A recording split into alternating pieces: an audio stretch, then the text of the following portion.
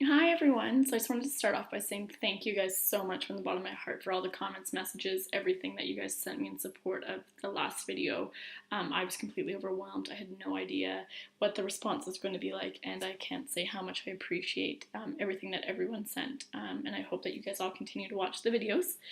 And so I wanted to focus this one on how I keep myself in recovery and how my journey with an eating disorder just doesn't ever end, and that I've just learned to cope with it. So one of the things that I saw with a lot of the comments on the last video were about how people felt like they were all suffering in silence.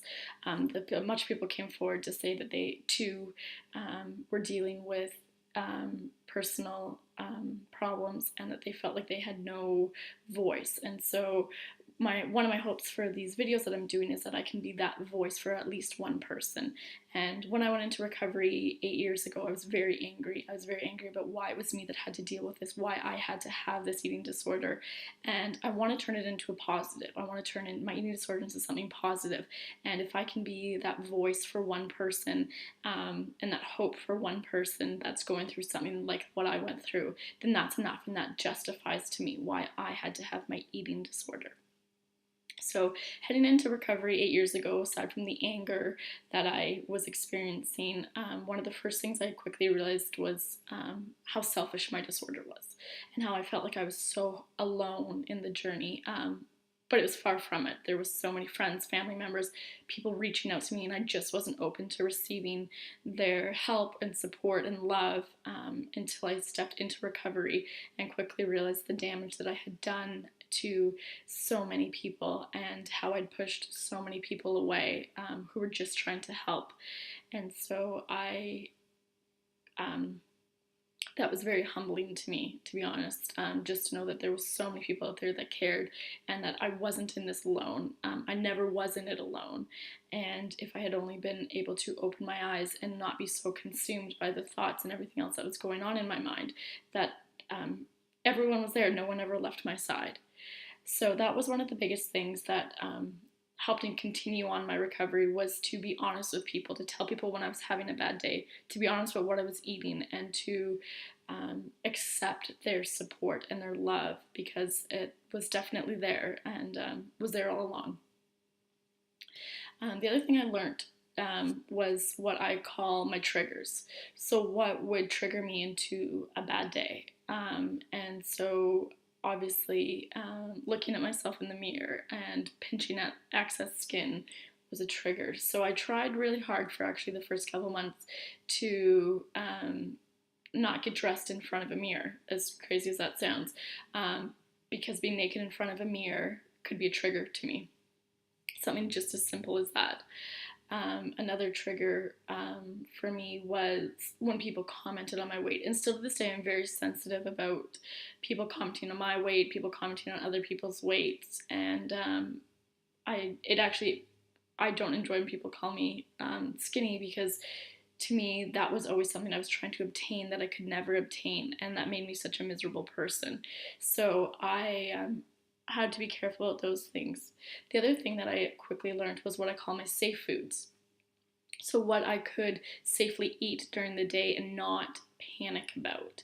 So, I can tell you that I still have foods to this day, 9 years later, that aren't a safe food for me. So, for example, ice cream is not a safe food to me. It still gives me anxiety. It's incredibly rare that you'll see me eat ice cream, and it's just because it's not something that's safe to me. I still get anxiety around it, and so it's not a necessity. It's not something I need in my life, so I just don't have it in it. So I figured out what my safe foods were, and as time went on, that list of safe foods grew bigger and bigger and bigger, and I still to this day stick to my safe foods to keep myself well, and my safe foods are quite large now, so I know that I'm getting everything that I need nutritionally from them, and it's still mostly just junk food and that kind of stuff that I still don't touch because of my eating disorder.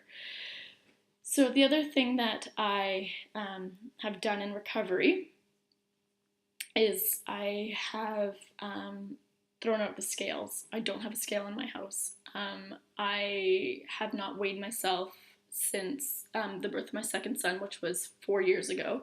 And even when I was going through doctor's appointments with my children when I was pregnant with them, I told the doctors that I was recovering from an eating disorder and that I didn't want to know how much I weighed, so I'd actually stand flipped on the scale so that I couldn't see the number, and they had it written in my charts not to ever reveal to me my weight.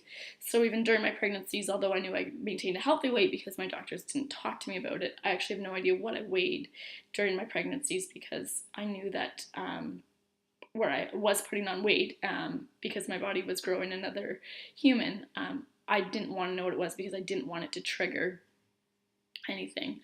So I had to teach myself how to do basic things in life that my eating disorder robbed me of. So towards the end of my eating disorder, I was not able to get up in the morning and go to class and shower. That was too exhausting for me. I didn't have the energy to do it. So I either had to go to class and then take a nap afterwards, or go shower and res and then take a nap. I couldn't do both. So I literally had to relearn how to do basic things in life. I was not able to go to a restaurant without panicking about what was on the menu, without mentally calculating the calories in my head, without trying to Google the calories underneath the table, without people knowing, without having already previously gone onto the website of the restaurant and figuring out what food I could eat. I socially could not be around food.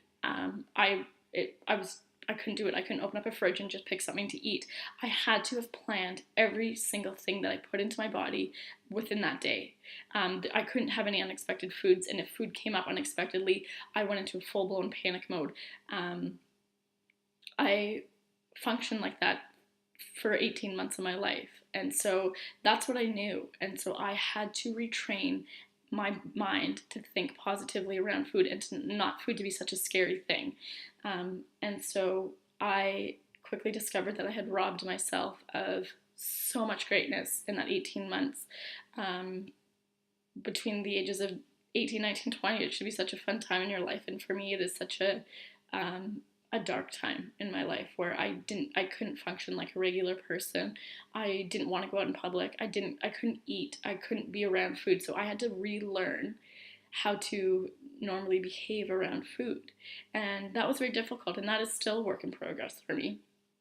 And being honest with people about my disorder and about my fears was the biggest step into getting over that, into growing my safe food list, and to eliminating my triggers. And so I have worked really hard at keeping myself in recovery.